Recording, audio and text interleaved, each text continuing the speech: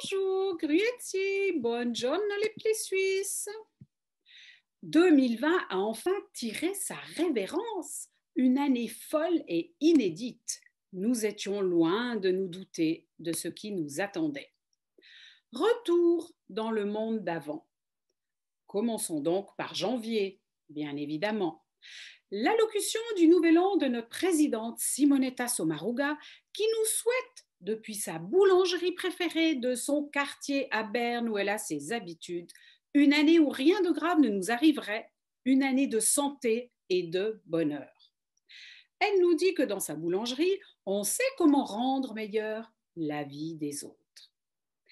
Les premiers cas d'infection de la COVID-19 sont bel et bien confirmés en Suisse en février. Les mesures indispensables commencent à tomber dès fin février, comme l'annulation de notre emblématique Salon international de l'auto de Genève. Un choc pour tous. Mars et avril sont les mois où tout a basculé en Suisse. Le 11 mars, le coronavirus s'est qualifié de pandémie.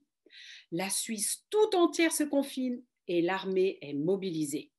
La crise sanitaire, c'est plus de papier de toilette, plus de farine, plus d'œufs, c'est faire la queue pour faire ses courses, c'est aussi se ruer dans les fermes pour acheter ses fruits et légumes. On garde néanmoins tous espoirs, on résiste et on s'invente un nouveau quotidien. Il faut jongler entre télétravail et école à la maison. Apéros, sport, shopping, tout se fait en ligne. On profite du beau temps et on applaudit chaque soir pour remercier toutes les personnes sur le front. Le déconfinement pointe le bout de son nez le 11 mai. On se remet à nouveau à table et on respire. Ce printemps, beaucoup de Suisses se mettent à visiter notre pays et le vélo prend de plus en plus de place, en particulier dans nos villes. Les frontières rouvrent le 15 juin et les Suisses reprennent leurs courses à l'étranger.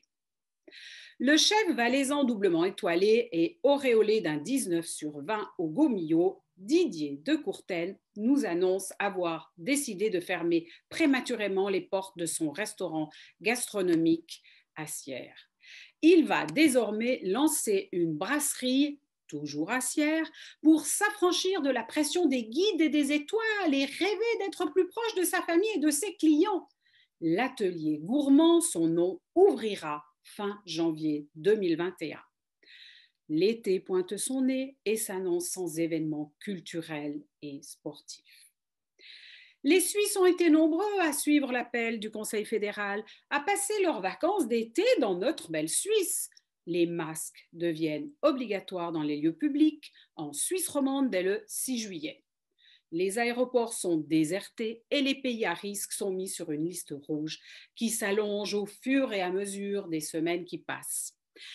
Darius Rochebin, notre présentateur vedette de la télévision suisse romande, après plus de 23 ans de service, la quitte fin août pour rejoindre la chaîne française LCI à Paris.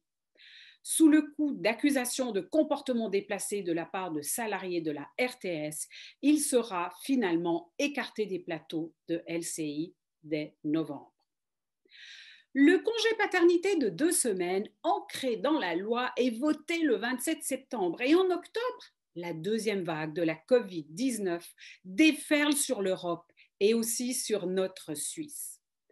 Début novembre, la Suisse romande est l'une des régions les plus touchées d'Europe par le nombre de cas d'infection de la COVID-19 et le retour au confinement partiel est prononcé. Ouverture, fermeture, on s'y perd avec les mesures cantonales et fédérales. Néanmoins, une chose est sûre, nous pourrons aller skier en Suisse à Noël. Ouf!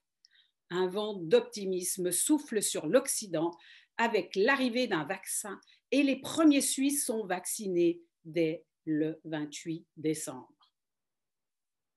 Dans son discours du Nouvel An, le président de la Confédération pour cette année, Guy Parmelin, évoque l'isolement sans précédent vécu par notre pays et après une année éprouvante, a appelé à l'unité pour vaincre les incertitudes de 2021.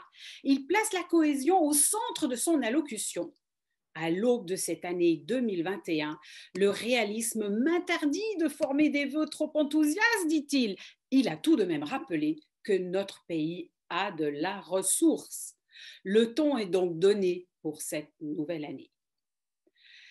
Voilà pour aujourd'hui. Je vous souhaite que les 12 mois à venir soient synonymes de joie, de rire et qu'ils vous apportent toutes les opportunités qui vous permettront d'explorer les bienfaits de ce monde et les petits bonheurs du quotidien.